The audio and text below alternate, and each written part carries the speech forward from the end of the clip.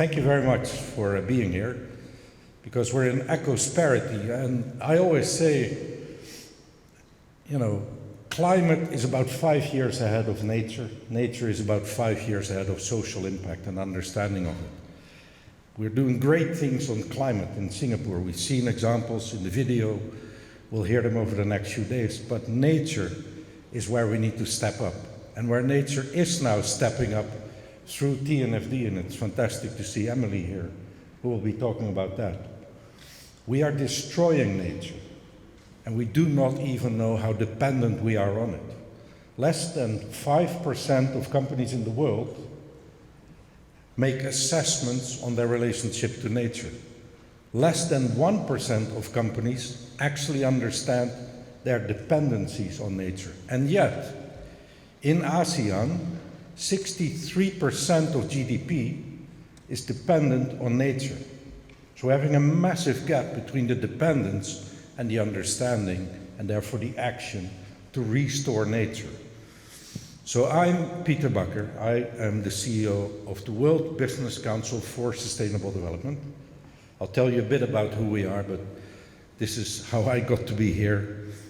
CEO of a large transport group for many years, became a sustainability junkie, made it to the World Business Council, and once you're in that space, you get on all kind of advisory boards. This is more interesting. WBCSD brings together more than 240 global companies to work on the acceleration of a systemic transformation to a more sustainable world. 240 companies may sound like a lot or not, but this is more than 20% of all emissions in the world on one slide.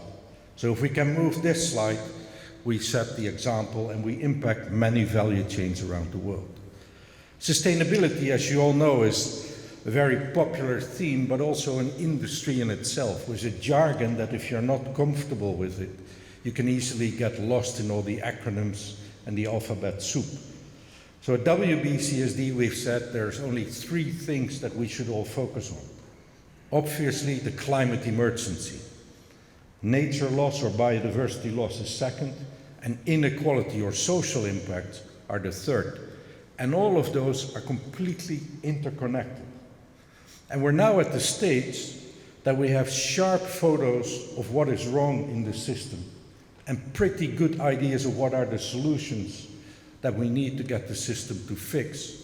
And so at the bottom, and I'll talk about that a little later, we now really need to integrate all of this into corporate decision-making, into corporate performance management, and eventually into corporate disclosures. And that's where today's session plays such a critical role. There's no doubt in my mind, and I hope in any mind here, that climate and nature are completely interconnected. We cannot solve the climate challenge without the services that nature provides us. Simply the amount of carbon that is being stored in the oceans is an example of that. But equally, we cannot restore nature if climate is not stable. Droughts, floods, whatever the causes may be. So this is actually one agenda. And that will mean, those of you who are in companies, if you have a net zero target today, that's great. You need to start thinking, working, and soon set a nature positive target as well. These two are completely one storyline. So I don't need to tell you here that every business in some way or form depends on nature, whether it's your resources, whether it's the services that nature provides you, or whether it is actually a livable world in which we all are. And the Garden City of Singapore is a fantastic example of how we can develop and still create a good green environment around us. But more importantly, and this is what I said at the beginning, we're destroying nature at an unprecedented rate. The scientific framework for that is the planetary boundary framework. If you've never seen it, there's 9 boundaries have been identified by science. And what you can see here is 6 of those boundaries have already been passed. We are borrowing against the future. Climate is an obvious one, but many of the others, biosphere integrity, land system change, freshwater change, are all nature-based boundaries that we are pushing through. And that means the decline of biodiversity is now unprecedented. And that's going to not just make us lose special species that you may enjoy, but it will also make us lose pollinators, soil quality, and that is where our food system in particular is totally dependent upon. Like I said, this is an incredibly busy slide, but the things to remember is nature is now developing at a pace that climate could only have dreamt of a few years ago. So we have the Global Biodiversity Framework. I think it's now called the Biodiversity Plan. So at the end of 2022, in Montreal, the Kunming Montreal COP, the Convention of Parties, all governments in the world came together and made an unexpected, very ambitious plan. 4 goals, 23 targets, of which target 15, for anyone in business, Google the Biodiversity Plan Article 15, because that's going to determine your life on how you need to assess and eventually disclose your performance against nature.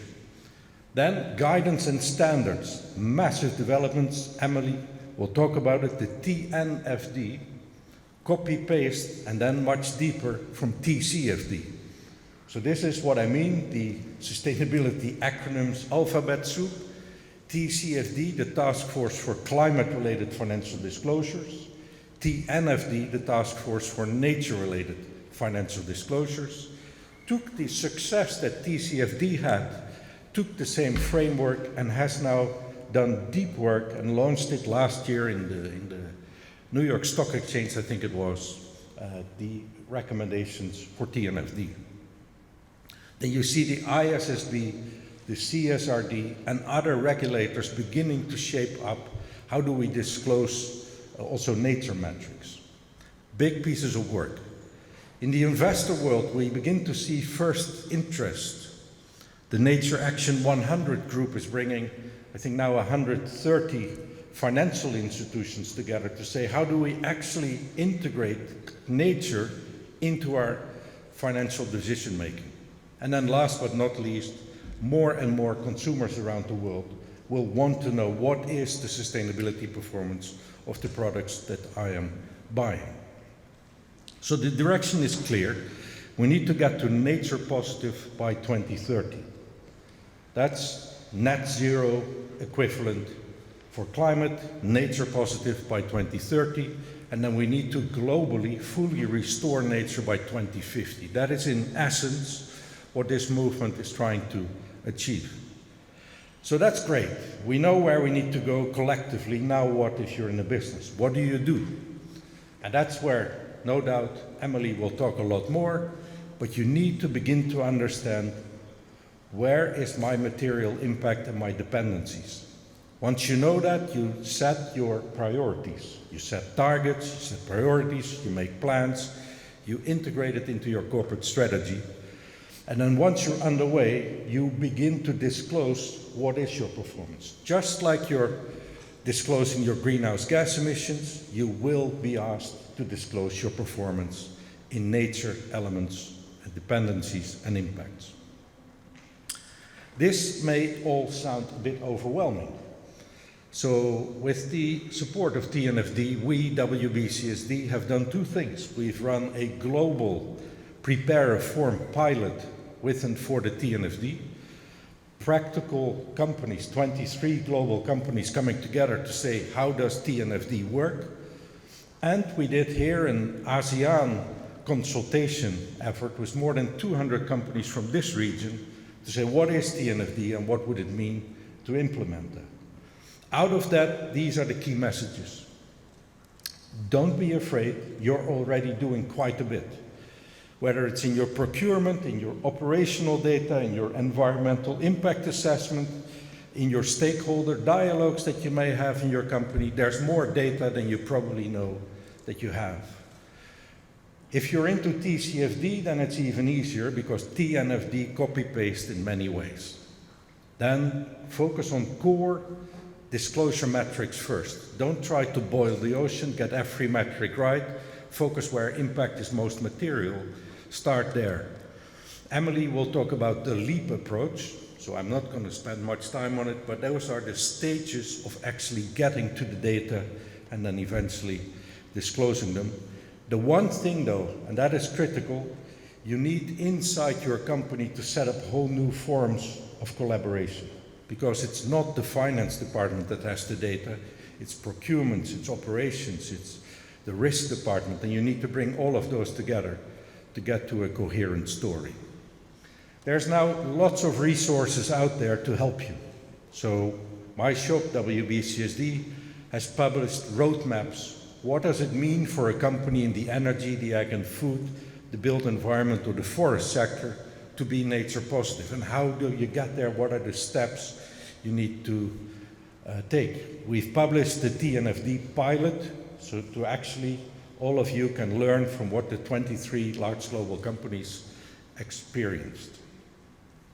And the one thing I want to leave with you, because that's the risk I often see, is that this is about disclosure. I need to find metrics to disclose. And that's not true. Disclosure is an important part of it, but this is an effort to change the system, to make sure that the system provides you the economic incentives to become nature positive, to become net zero. And we all know, and that's one of the big hurdles that the world has today, the economic system is not yet providing the incentives. More sustainable companies do not yet have a lower cost of capital. And that's the flip in the system we need to make. So what we're building here, the corporate performance and accountability system, is the internal governance circle. You know, you need to have governance, you need to assess your risks, you need to set targets, you need to manage the performance and disclose that performance in a decision-useful way to financial markets, who can then absorb it into their valuation models. But setting those targets should be integrated into your corporate strategy and then become the driver for the innovation in the company to get better, to reduce the negative impacts on nature or the emissions in climate. And when we get these three circles to work together, you will see that capital market will reward companies that do more, will give you a lower cost of capital, will get more capital to flow to the solutions, and therefore accelerate this transformation. And so think about nature as something that is a journey. And we'll hear from Esther later on. She's already quite far down the track of this journey. Some of you in this room may only have heard about nature the first time this afternoon and think, geez, what do I do? But if you think about it as a journey, you'll be okay. So the first step in your journey is begin to understand what are my dependencies and my impacts. Just do the assessment. There's lots of people, PwC and others, who can help you do that. But just try to understand where are we in touch with nature, positive, negative, and the likes. Then once you're able to do that, once you have assessed where's the most material impact, set a target, put it in your strategy, allocate CapEx to get there, and begin to move. That's called action. And then once action begins to get traction, you're able to disclose that action to capital markets, who will then begin to support you. Then over time you build impact and you'll move to nature positive. So it's a journey, but it's a journey that is ultra urgent to start now. Thank you very much.